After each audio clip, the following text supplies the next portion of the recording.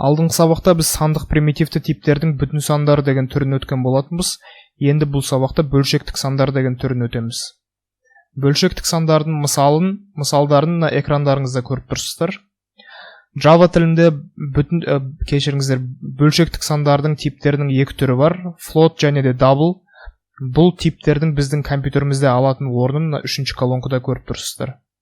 Енді мысалы бізде float типті f переменныйсы болса, бұған мән берген кезде біз бұған берілген мәннің соңына міндетті түрде үлкен немесе кішкентай f әрбін жазу керекпіз.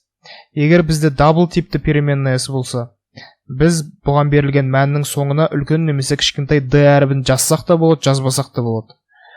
Көріп тұрғандарыңыздай, үшінші переменныйның да типі double, бірақтан бұның мәнінің соңына ештеңені жазған жоқпыз.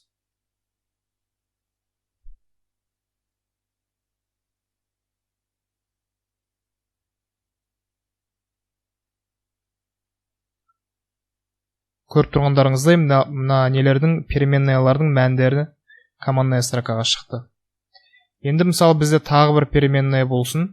Бұның мәні бөлшектік сан емес, жай ғана бүтін сан болса,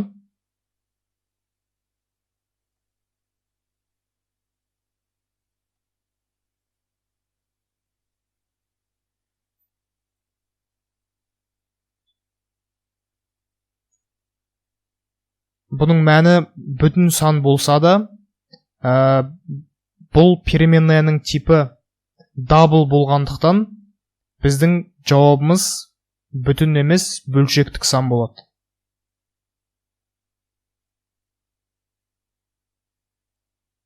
Мысалы бізде алдыңғы сабақта int деген типті өткен болатынбыз. Бұның да мәні мынаныкіндей 2345 болса,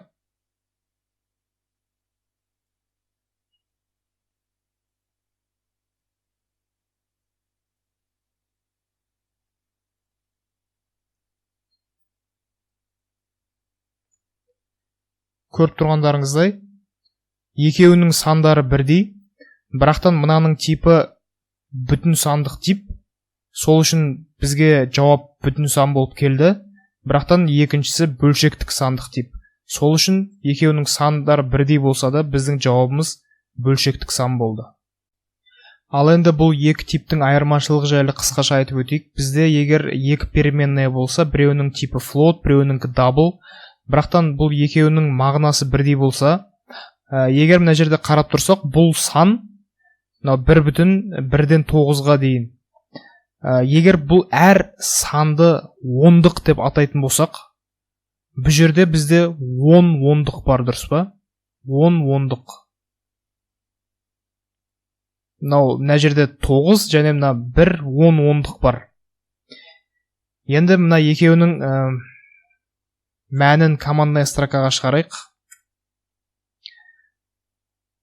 И мына жерге қарасақ, біздің мынау float переменныйсының мәні біз мына жерге қалай жаздық, тура сондай болып шыққан жоқ.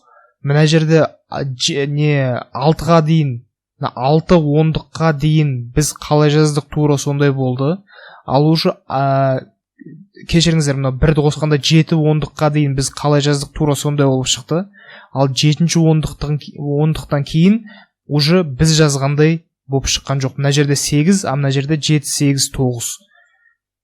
Ал мынау double типті переменныйсында біз қалай жаздық? 10 ондықтың бәрі біз қалай жаздық, тура сондай болып шықты.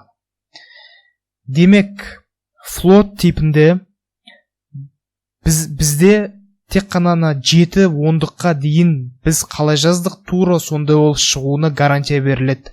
6 немесе 7 ондыққа дейін біз қалай жаздық, тура сондай болып шығуына бізге гарантия беріледі.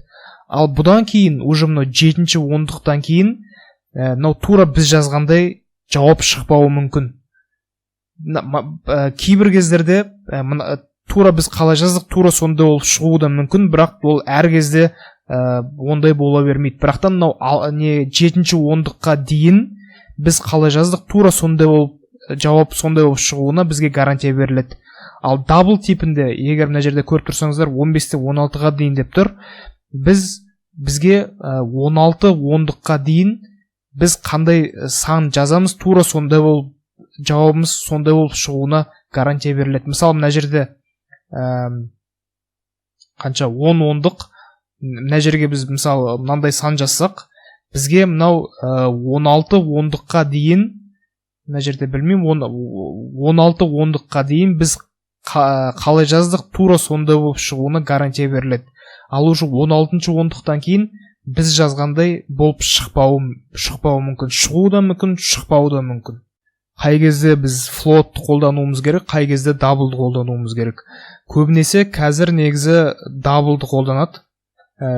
Float'тың бар болған себебі, мен алдыңғы сабақта айтқандай, баяғыда компьютерлар онша мощный болмағандықтан, олардың памяти көп болмағандықтан, компьютердағы орынды үнемдеуге тырысқан. Бірақтан қазір компьютерлардың памяти көп, сол үшін double'ды қолдана берсеңіздер болады. Тағы да бір айтып өтетін нәрсе, біздің қай типті қолдануымыз біз қандай сандармен жұмыс істеуімізге де байланысты. Мысалы, біз магазиндегі алмалардың салмағын есептейтін болсақ, бізге ол бір жәшік алманың салмағы 15 килограмм, 3-4 осындай, мынау 16 ондыққа дейін нақты болуы қажет емес, ол бір жәшік алманың салмағы, дұрыс па? Біз бір жәшік алманың салмағы жай ғана 15 килограмм, 123 грамм деп айтасақ та, оның өзі өте нақты сан болады біз үшін. Сол үшін біз осындай нелері, ондықтар онша көп емес сандармен жұмыс істейтін кезде float'ты қолдана берсек болады. Егер осындай сандармен жұмыс істейтін кезде float'ты қолдансақ, біз компьютердағы орынды экономить етеміз. Бірақтан кейбір кездерде бізге санның өте нақты болуы қажет. Мысал ретінде біз ракетаның траекториясы мен жұмыс істейтін болсақ, бізге ол кезде сан өте нақты болуы керек.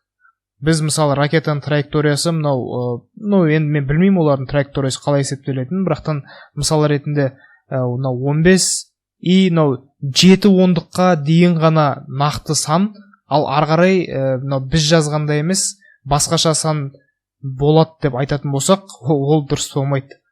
Дұрыс па? Себебі ол нелерге, ракеталарға сандардың максимально нақты болуы қажет. Вот сондай сияқты есептерде біз double'ды қолдану керекпіз. Ол былай әшейін жалпы мәлімет, негізі бірақтан практикада көбінесе double'ды қолданады. Бізде келесі кездерде есептерімізде бізге бөлшектік сан керек кезде біз double'ды қолданатын боламыз.